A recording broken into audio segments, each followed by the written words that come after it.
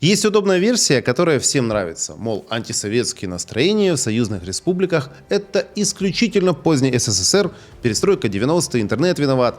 Эта сказка нужна, чтобы не отвечать на неприятный вопрос. Когда и как в союзных республиках начали системно формироваться настроения против советского государства? И почему они со временем дошли не только до кухонь, но и до кабинета власти. Это проект защиты исторической справедливости патриотического движения «Победа 945». С вами я, Павел Кухаркин. Друзья, прошу вас подписаться на наш канал, поставить лайки, писать комментарии, я их все читаю. Ну и не забывайте делиться этим видео, чтобы как можно больше людей это посмотрело. Ну а теперь поехали!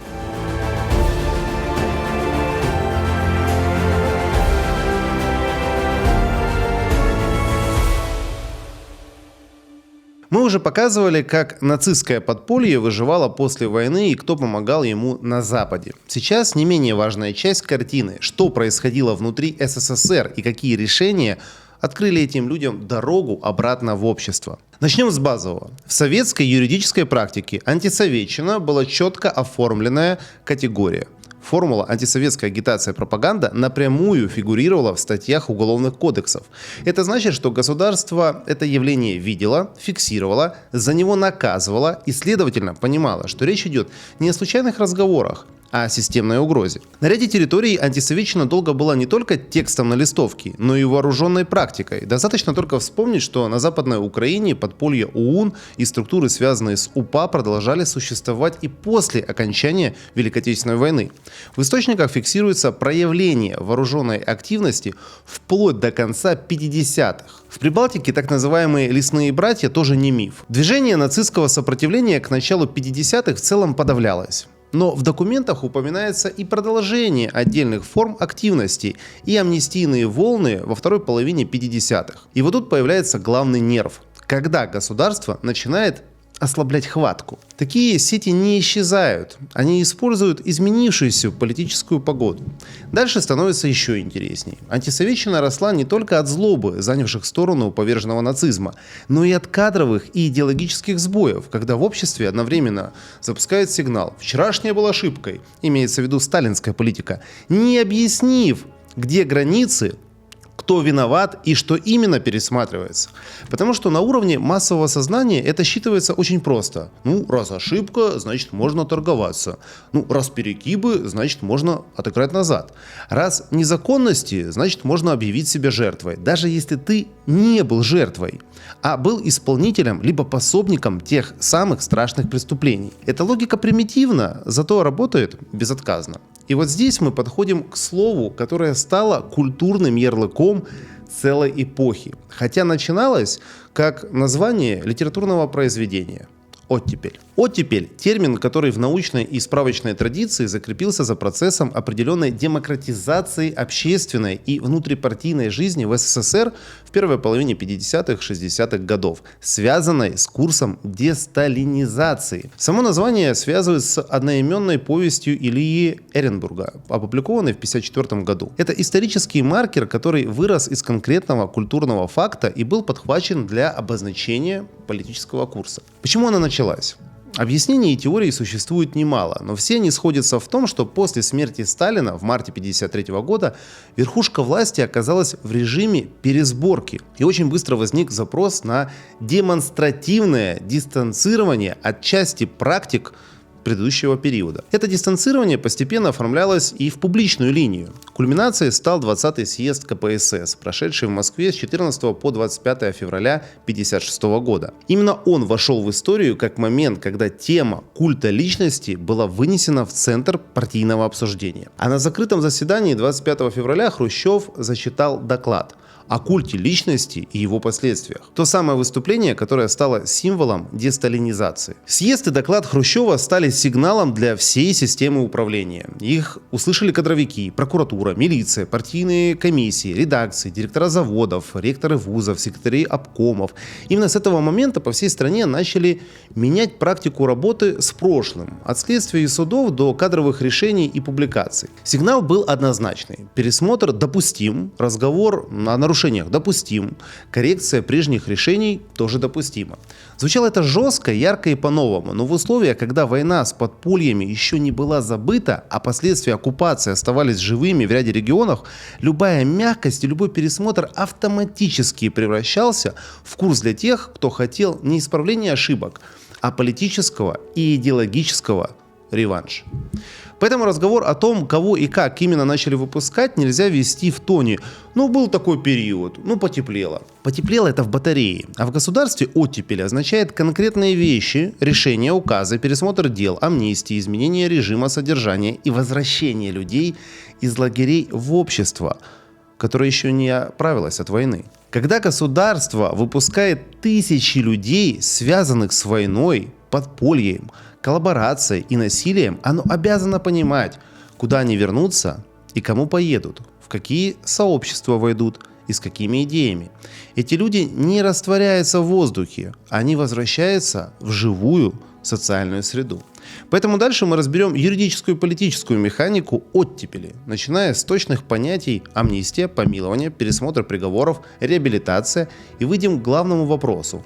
Кого именно при Хрущеве освобождали и с какими последствиями? Здесь придется идти по датам и документам. Хрущевская политика не возникла в один день и не была оформлена одним указом. Это была цепочка решений, где каждая новая расширяла границы допустимого. После смерти Сталина в 1953 году власть в стране перешла к коллективному руководству. И уже весной этого же года запускается первая крупная амнистийная кампания, оформленная указами Президиума Верховного Совета СССР. Формально она касалась в основном осужденных за общеуголовные преступления и тех, у кого были небольшие сроки. Но важнее другое. Амнистия снова становится политическим инструментом. Массовое освобождение перестает быть исключением и превращается в допустимую управленческую практику. В 1954-1955 годах этот переход начинает оформляться в систему, появляются специальные комиссии при прокуратуре, МВД и партийных органах. Их задача – находить нарушение социалистической законности, пересматривать квалификацию дел и сокращать сроки. Это уже не отдельные решения, а постоянный поток пересмотров, встроенный в работу аппарата. Ключевая веха. Указ Президиума Верховного Совета СССР от 17 сентября 1955 года об амнистии советских граждан, сотрудничавших с оккупационными властями в период Великой Отечественной войны. Документ юридически фиксирует то, что ранее решалось фрагментарно. Значительная часть осужденных за коллаборационизм попадает под освобождение или смягчение наказаний. В феврале 1956 года 20-й съезд КПСС делает этот курс официальной линией партии. Доклад Хрущева о культе личности, даже прозвучавший на закрытом заседании, дает всей системе понять: прежние приговоры можно и нужно пересматривать, прежние оценки допустимо менять. После съезда работа комиссий ускоряется, а понятие «жертва незаконных репрессий» начинает трактоваться как-то все шире. К 1956 и 1957 годам пересмотр дел выходит на новый уровень. Теперь под него начинают попадать не только те, кого можно было записать в случайные жертвы, но и фигуранты дел по антисоветским статьям, включая националистическое подполье. Формально их называют необоснованно осужденными и втянутыми, но на практике решения затрагивают и людей, связанных с подпольной деятельностью, контактами с вооруженными формированиями и пособничеством. Именно в этот момент начинает стираться граница между ошибкой следствия и политическим пересмотром. К концу 50-х происходит следующий шаг – снятие ограничений и массовое возвращение. Речь уже идет не просто о выходе из лагеря.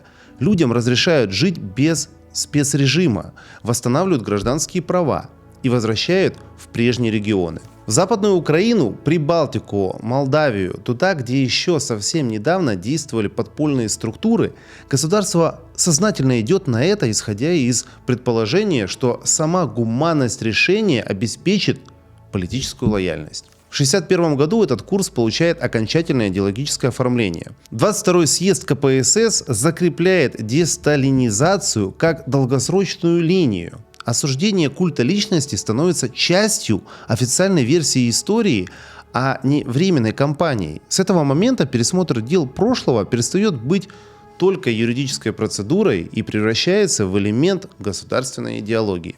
В начале 60-х даже на фоне нарастающих проблем внутри страны механизм пересмотров, амнистии и смягчений продолжает работать по инерции.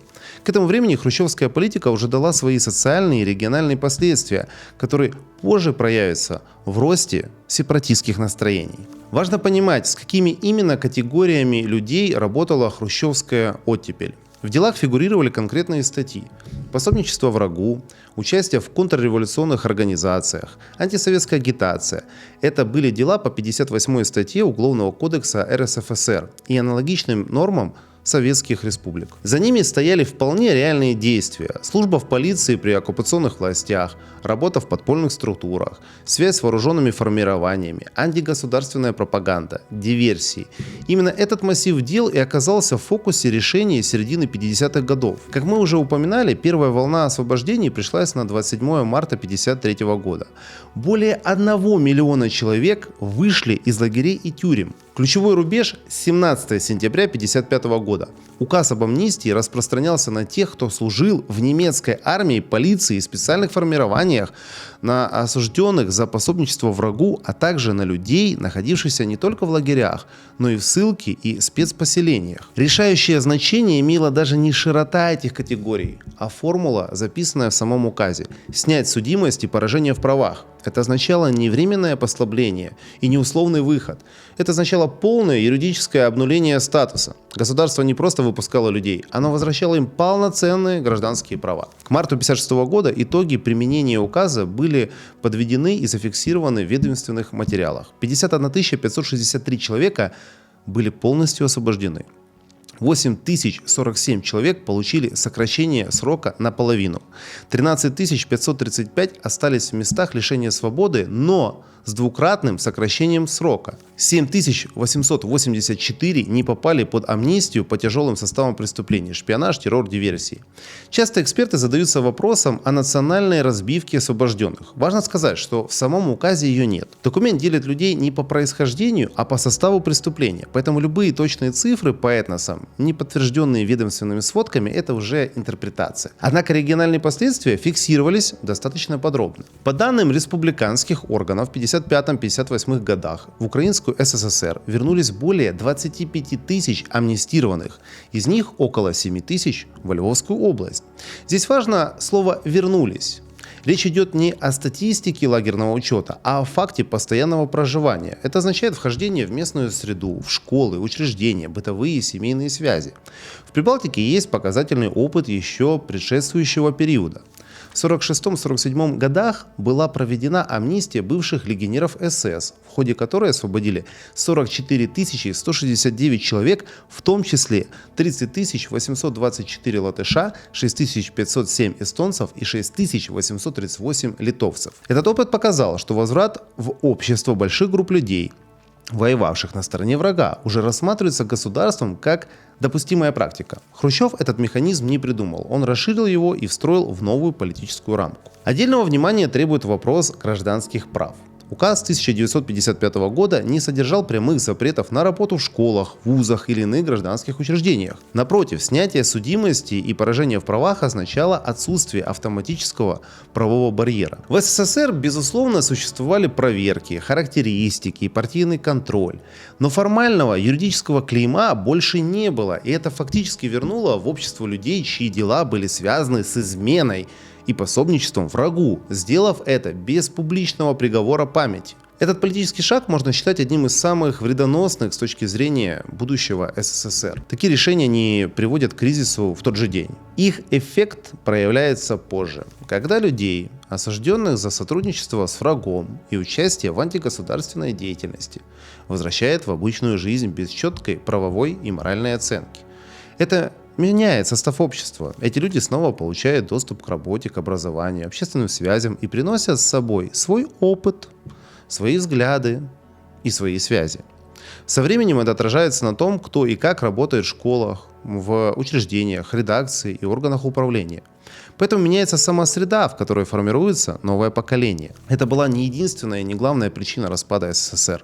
Экономика, элиты, управленческие ошибки сыграли свою роль.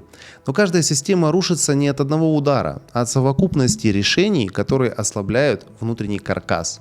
Хрущевская оттепель в этом смысле стала одним из таких решений. Не роковым, но вкладом в фундамент будущего распада. Государство может позволить себе гуманизм, но оно не может себе позволить путать гуманизм с амнистией памяти. То, что перестают помнить, очень быстро начинают считать допустимым. Друзья, это был проект защиты исторической справедливости, движение Победа 945. Подпишитесь на наш канал, ставьте лайки, ну и, конечно же, пишите комментарии. До новых встреч. Пока!